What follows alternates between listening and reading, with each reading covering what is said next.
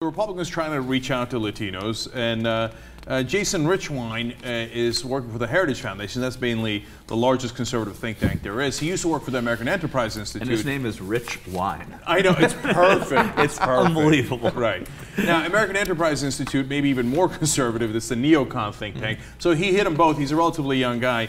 They partly hired him because of his brilliant thesis at Harvard called IQ and Immigration Policy. So let's see how this reaches out to both immigrants and Latinos. Well, Jason explains the statistical construct known as IQ can reliably estimate general mental ability or intelligence. Okay, I don't know if I believe that, but that's what he says. The average IQ of immigrants in the United States is substantially lower than that of the white native population, and the difference is likely to persist over several generations. The consequences are a lack of socioeconomic assimilation among low IQ immigrant groups, more underclass behavior, less social trust, and an increase in the proportion of unskilled workers in the American labor market. Already, this is devastating on about 17 different counts, like the native white population. Wait a minute, if you're comparing immigrants to the Americans that are already here, why not look at the whole population and compare? Yeah. Perhaps you want to make a racial point? I couldn't quite tell. And then later referring to the to immigrants as the underclass, and low-skilled, etc. We're beginning to see some of his hideous assumptions, but you think, well, how much worse than that can it get? Hold. Okay. He says the totality of the evidence suggests a genetic component to group differences in IQ.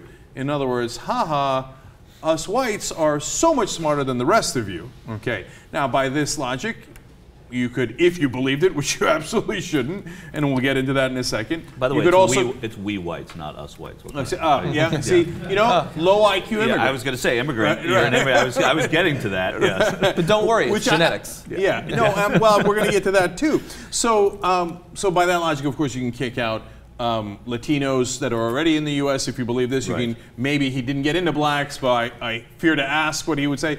We could also kick out white people who have lower IQ than Asians, and then, you know, we could just give it back to the people who crossed the Bering Strait in the first place, right? Makes sense? That's the native population, right? Exactly right. All right, so he continues, because if you weren't, this wasn't clear enough. He's hit immigrants and genetic.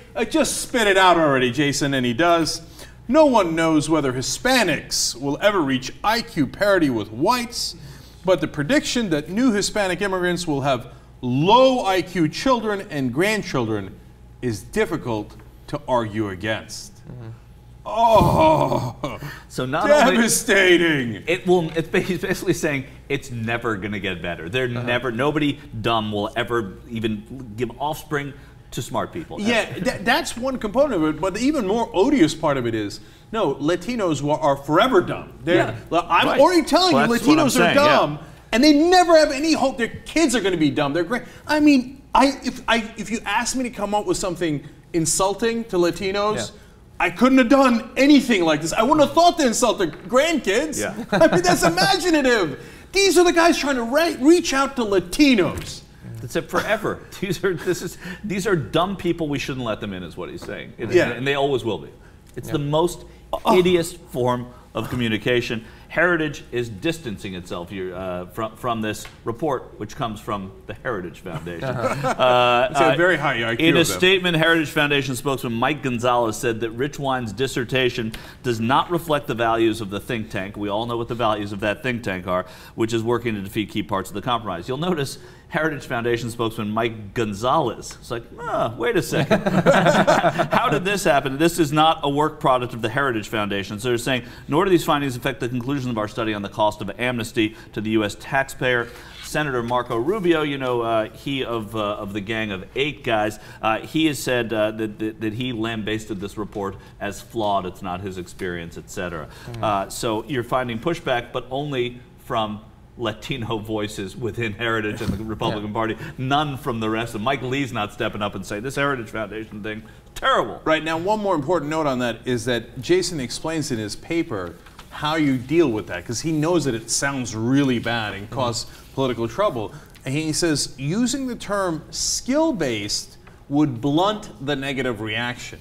And if you look at the Heritage Foundation publications, they are constantly referring to low-skilled workers and high-skilled workers. That's their code word for those are the idiot Hispanics that we don't want to let into the country. Okay? Yeah. So it's as bad as it can get. There are 2 points I want to make on this. One, I love that we now have this dissertation to look at, especially coming just a week or two after some of the bills that Lamar Smith has been pushing in the House to totally dismantle the scientific method and its interaction with government funding. So he doesn't want there to be peer review.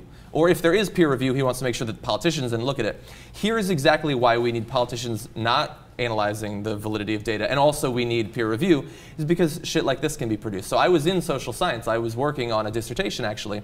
And one of the first things you learn is the quality of the research is in very large part dependent on the quality of the measures that you use. If the measures are complete crap, then the conclusions are going to be crap too. And the IQ has traditionally, and especially among minorities, been shown to be a bad measure of actual intelligence. He tries to sweep that under the rug with one sentence, but you can't, because there are other dissertations written about how bad it is.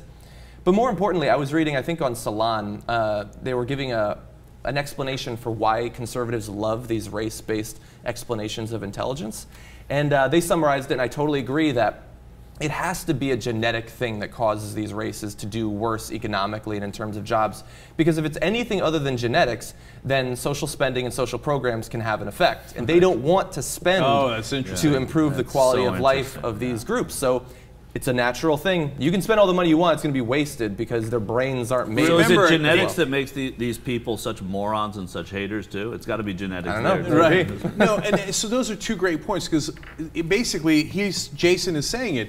Look, if you spend the money, it's hopeless. Their kids are hopeless, their grandkids are hopeless, etc. And Michael, to your point, you want to talk about low IQ?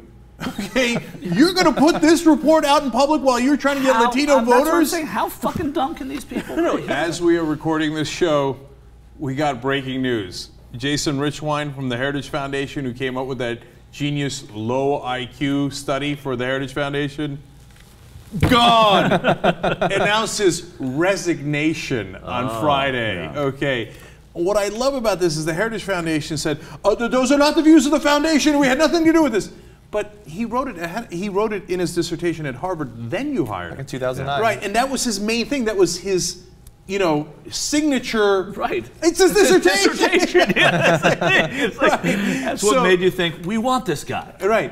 That's why you hired him in the first place. Now all of a sudden they're like, oh, we didn't know that. Oh, those are not our views, golly gee. You need an account to log into JSTOR to read that stuff. We're not paying the $30 a month. And so Jason apparently will be going home to take care of his family. Right. Or to be a footman for Senator Lee. Well, I'm going to make a prediction, actually. I think within a month he might very well be Fox News' newest contributor, basically. Yeah, right. True. And once they get in trouble, they'll be like, oh, golly gee, we did not know the dissertation that he had written. Right. Yeah. Candidate for the 3rd District in Nevada. That's a good point, too. Who on earth would support such a dummy? And why? That is awesome. If only Jason had known that the storm is coming.